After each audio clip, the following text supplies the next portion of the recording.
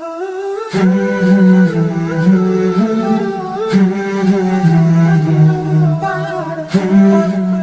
di sini berbeda sekali. Tuhan itu harus menyatakan diri menjadi manusia untuk merasakan kehidupan manusia ini seperti apa. Konyol. Bahkan menjelmanya itu harus jadi tumbal. Ini lebih konyol lagi gitu loh. Terus dia berngomong, Kristen itu bukan agama.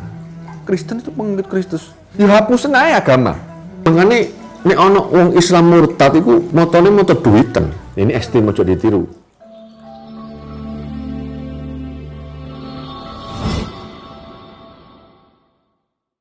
Donasi dakwah pembebasan lahan Masjid Hagia Sophia telah dibuka. Dana yang dibutuhkan untuk pembebasan lahan adalah 850 juta rupiah. Alhamdulillah sudah terkumpul 200 juta rupiah dari hasil lelang dakwah mobil BMW Ustadz Insan LS Mokoginta dengan struktur bangunan 3 lantai.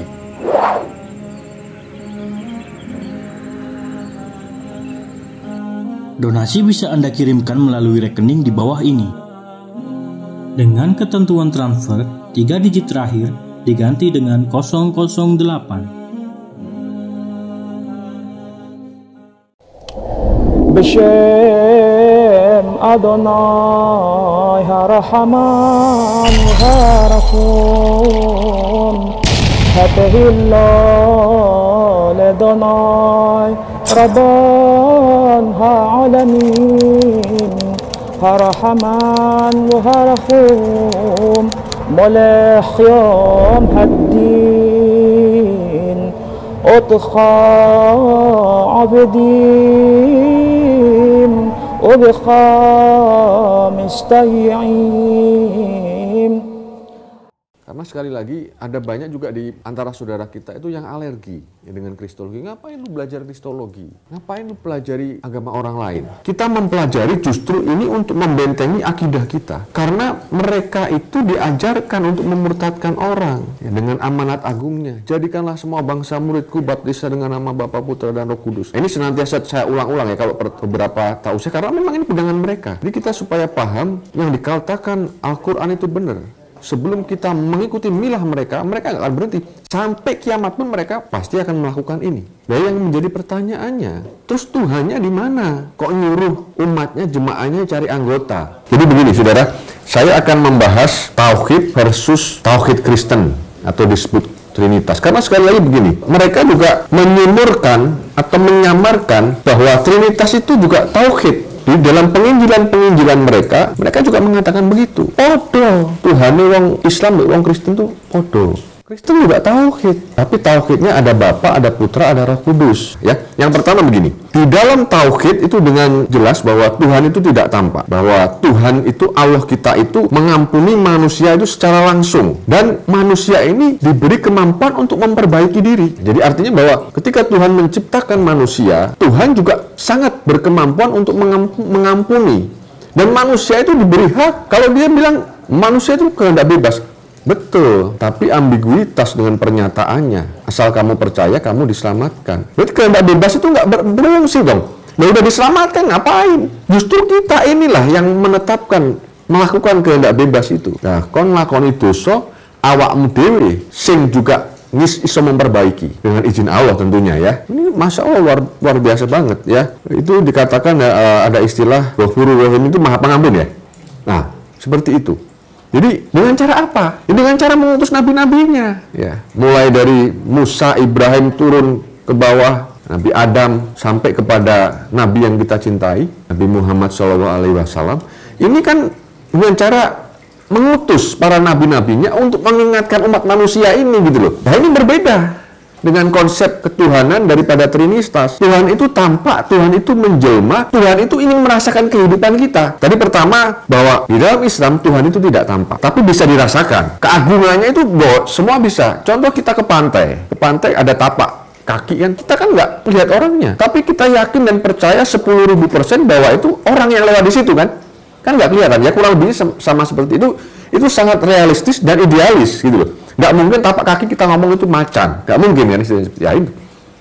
Nah, di sini berbeda sekali. Tuhan itu harus menyatakan diri menjadi manusia untuk merasakan kehidupan manusia ini seperti apa. Konyol. Jadi kita mau melihat mana sih kemahakuasaan Tuhan ini. Jadi konsep ini dibalik-balik. Makanya nek ono wong Islam murtad itu motone moto duiten. Dia pengennya apa yang ada di dunia ini. Dia tidak pernah memikirkan apa yang ada di surga. Ini nggak ada artinya. Dunia ini kan surga bagi orang kafir ya, ada ya. Neraka bagi orang beriman. Ya, itu memang benar. Artinya apa? Kita ini dipatok dengan sebuah aturan untuk kita itu mewujudkan sebuah ketaatan di hadapan Allah. Dan mulai dari zaman dulu sampai sekarang ketetapan itu tidak berubah. Di dalam perjanjian lama itu jelas ketaatan di situ. Jadi berbedanya, yang pertama, Tuhan kita, Tuhan Islam itu tidak tampak Ghafurur Rahim, ya, Maha Pengampunan, dengan cara bagaimana mengutus nabi-nabinya. Di sebelah sini Trinitas, ya, itu harus menjelma dulu menjadi manusia. Bahkan menjelmanya itu harus jadi tumbal.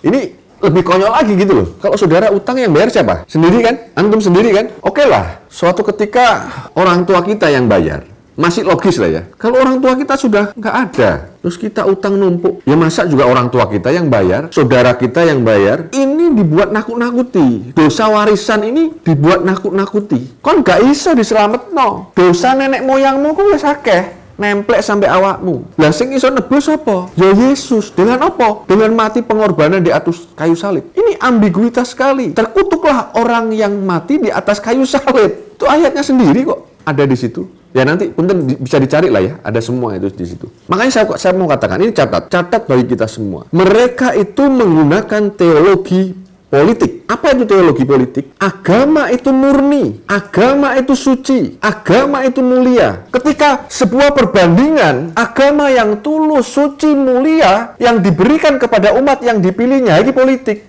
Terus dia berngomong, Kristen itu bukan agama. Kristen itu pengikut Kristus. Dihapusin aja agama. Kok gak usah gaya agama. Hilang kan gak agama. Jadi ini bahasa-bahasa yang senantiasa menggiring sebuah opini mengarah kepada sebuah pembenaran. Itulah namanya politik. Orang yang hantem, ini pendeta bohong ini. Mana ada teologi politik? Amanat Agung itu gak politik. Jadi karena semua bangsa muridku baptisan dengan nama Bapa. Lu itu politik banget itu. Mosok rek wong Tuhan itu ngongkon jemaah yang golek anggota, apa gak politik itu? Itu sangat politis sekali. Jika engkau ditampar pipi kanan, kasih pipi kirimu. Itu politik. Tidak ada umat sebelah yang bisa melakukan ini. Nek ono bonyok kabeh ra ini. Ono tah kejadian? Nggak ada. Sangat kental dengan politisnya. Oleh karena itu, saya sangat bangga menjadi seorang Islam. Saya menemukan kebenaran yang hakiki, gitu loh. Nah, kebenaran itu harus dimunculkan apapun resikonya. Urip ki piro suwene sih? Makanya saya nggak mulu-mulu lah. Saya sekarang 44. Aku iso urip 10 tahun lagi, alhamdulillah. Bagi saya kematian itu di depan mata. Ketika saya berpikir kematian itu jauh di depan sana, saya tidak akan pernah mencapai sebuah target keimanan saya. Konsep saya ketika kematian itu ada di depan, saya akan berjuang untuk agama saya. Nah, berjuang berarti bukan membela Allah. Gini, tonggo sebelah ini, wah, membela Tuhan. Tuhan nggak perlu dibela, rek. Yang bela Tuhan itu siapa? Kan dia, konyol ya. Kan dia sendiri yang bela. Cari jemaah itu bukan bela Tuhan itu. Kita ada kah yang cari jemaah? Nggak ada. Saya berislam karena saya mendapat hidayah. Saya cerai dengan anak-anak saya gojek, saya berjuang. Aku nek gelem enak-enakan, oke lah, nggak berislam di sebelah pura-pura Kristen atau ateis bisa. Tapi apakah harus seperti itu? Mengingkari sebuah keimanan yang saya miliki? Nggak bisa. Itu prinsip saya. Karena saya awal pun ketika saya berhijrah ke mereka, saya mencari sesuatu yang hakiki. Sesuatu yang idealis, ya, yang menjanjikan dengan tidak berpura-pura. Itu adanya di mana? Di dalam Islam. Dan kita ini udah kenyang di framing. Saya semakin paham. Semakin saya masuk ke dalam keimanan yang sesungguhnya, semakin banyak saya tahu. Dan saya semakin maju terus ya.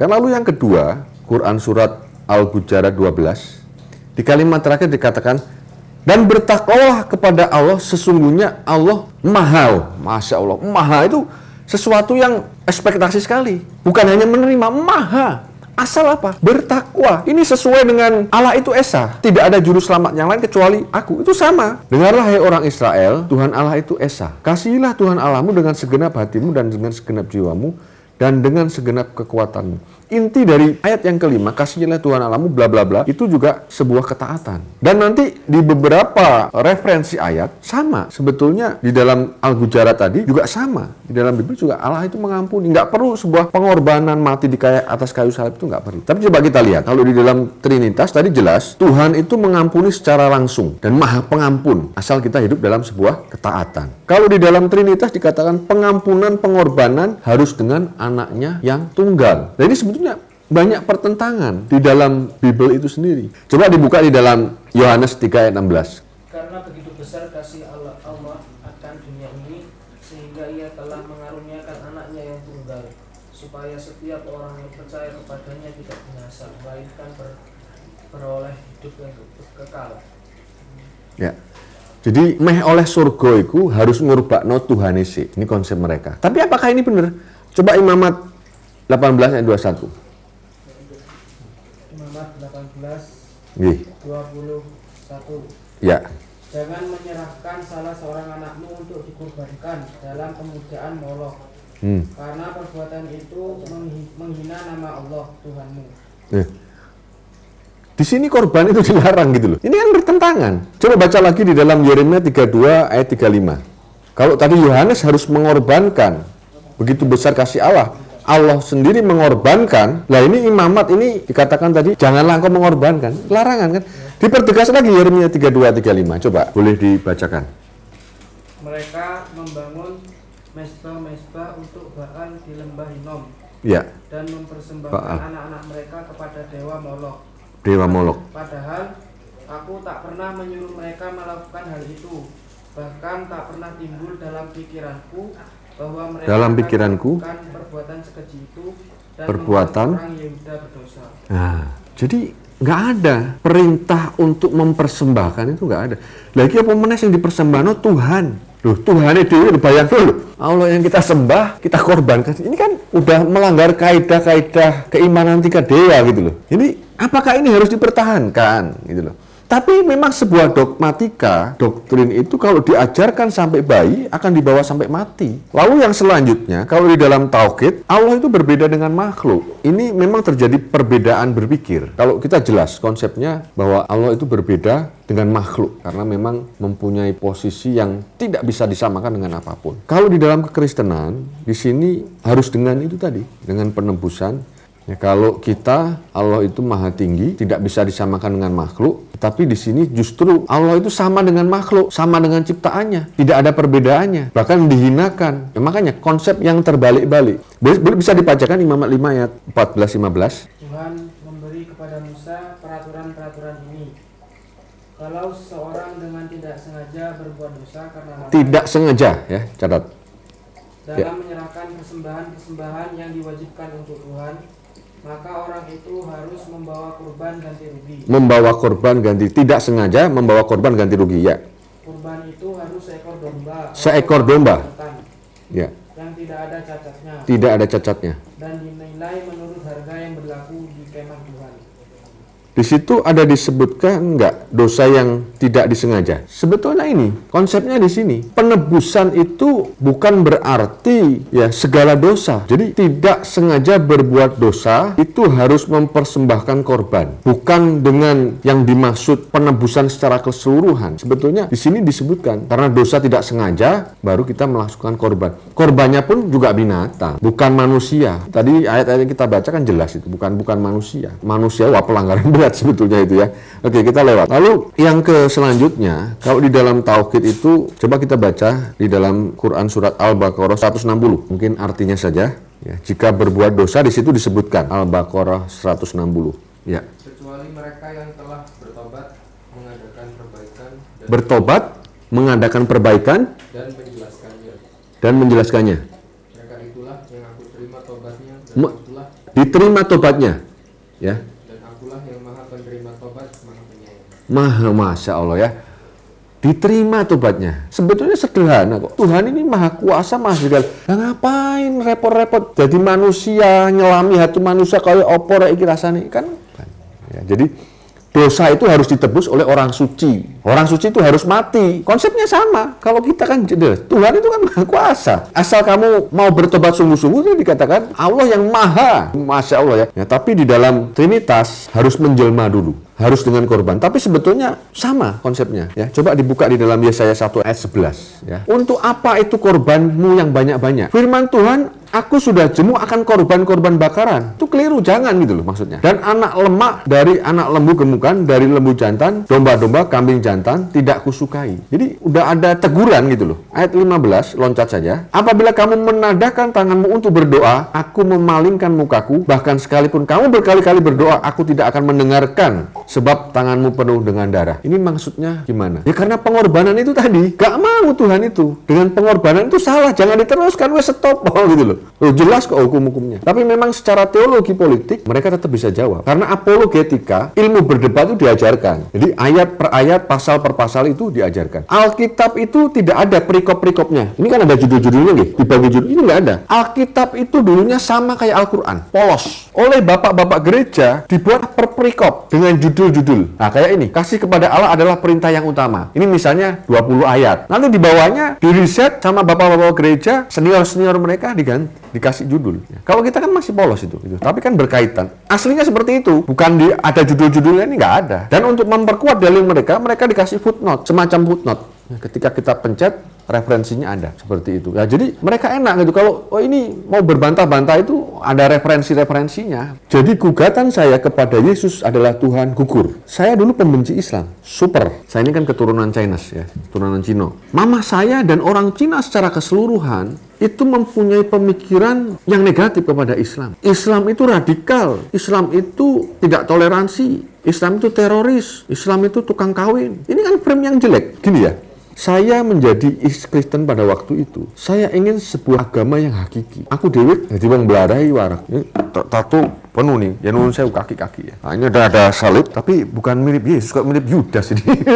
Wajahnya. Tangan kan ini kan simbol Inggris ya. Inggris mayoritas Kristen dan bintang Daud sebagai. Makanya aku sekarang berislam. Ya nun sewu ya, bukan saya sombong. Saya lillahi ta'ala saya siap. Nyawa hilang aku siap. Makanya aku punya slogan abji. Aku bangga jadi Islam. Loh, dengan apa? Menunjukkan dengan girohnya, dengan ketaatannya, dengan kesungguhannya. Loh, kita memang tidak ada kesempurnaan. Tetapi ketika ada giroh, ada kemauan, itu tadi loh. Allah itu maha kok. Apa sing kon njaluk digawe lha nek cuma ngono ae iso. Masalahnya kon gelem nglakoni apa gak gitu loh. Gampang. Saya ini belum masuk kepada ilmu fikih yang sesungguhnya ya. Aku tegas keras. Ambik dulur-dulurku Tionghoa, Cina, ambik wong sebelah Nasrani. Bukan aku benci. Gunakan kaidah-kaidah yang benar. Gunakan adab yang benar. Gunakan rambu-rambu yang benar. Dilarang belok kanan. Ya coba belok kanan. Kamu sekali dua kali nggak ada polisi nggak ditangkap. Suatu saat kamu pasti ditangkap. Ditilang gitu loh maksudnya. Ya itu.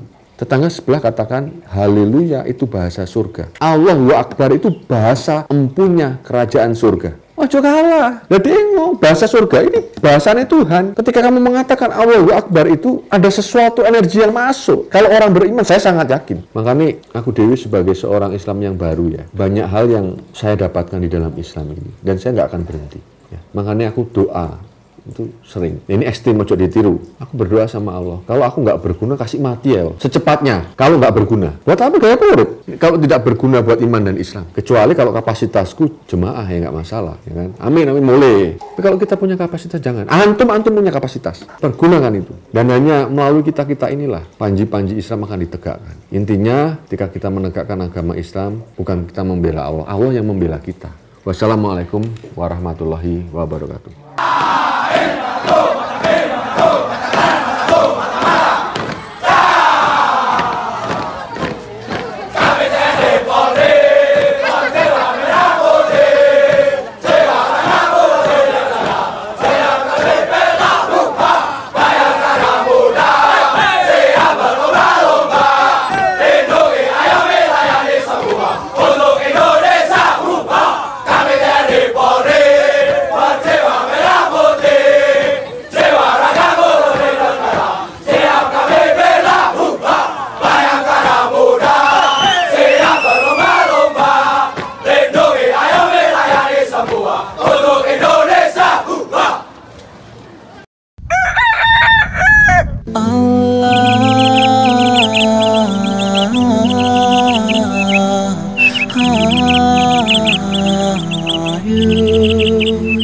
Allah.